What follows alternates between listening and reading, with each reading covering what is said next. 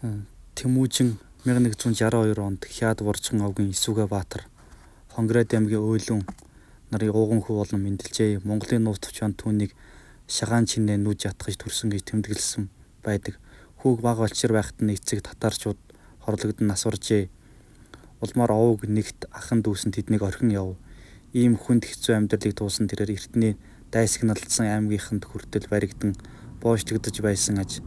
Гэсэн ч дайсныхаа гараас зугтан гарч эцгийнхээ үнэж анд нөхөр Хэрээдийн тойрол хаантаа нийлэн хүчээ зузаатгсан юм. Өсөж том болж 90 цент хүрсэн хүү ойролцох жижиг овг аймагуудыг өөртөө нэгтгэсээр байв. Тэрээр гайхалтай стратегч ус төрч байсан нь маргаангүй.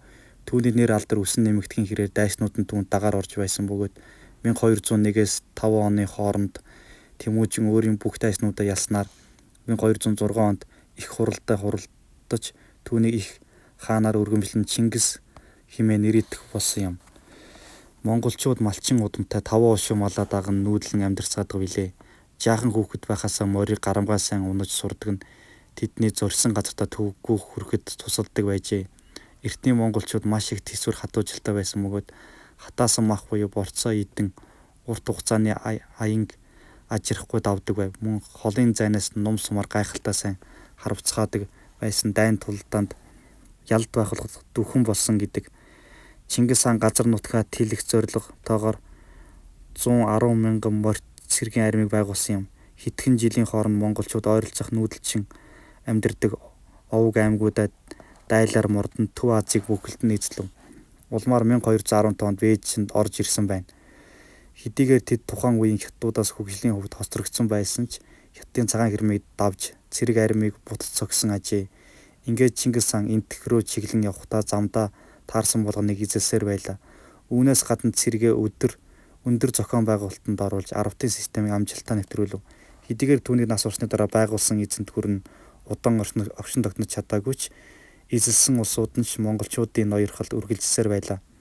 Тэднийг Кавказ руу дайлаар мордоход тэмтхийн орсон суугчид Оросын унтаажаас тусламж хүсжээ. Гэсэн ч 1223 онд Калка голын хүвээнд хийсэн тулалдаанд Чингисийн цэрэг хормхон зуур тэднийг бут нэргсэн байна. Дараагаар нь тэд Унгрийг эзлэн улмаар Польш руу хөдөлсөн ажээ.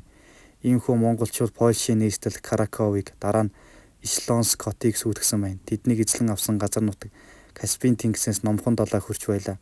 Чингис хаан аливаа чухал мэдээллийг хурдан хүргэж байх ёстой хэмээн үзэж морин өртөөнүүдийг газар бүр байгуулсан. Нэг газараас нөгөө захидал тушаалыг түргэн хүргэх боломжтой болсон юм. Тэрээр өөрийн албатуудаасаа үнэнч дуулууртай байж даалгасан ажлыг ягштал сайн биелүүлдэг байхыг шаарддаг байв.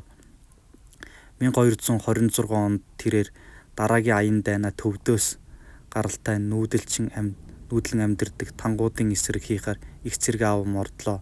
Жилийн дараа тэдний нийслэлийг бүсэлтэнд оруулаад байхдаа Чингис хаан таалагдах хүсэн ч түүний бунхан хаан байгаа нь одоо ч нууц товчоонд нууц хിവэрэ үлдсэн ажээ. Чингис хааны хатаас олон хүүхэд гарсан хэдий ч улсын их хатан бүртээс төрсэн хүүгүүд нь л хаан аавыгаа залгамжлах эрхтэй байваа.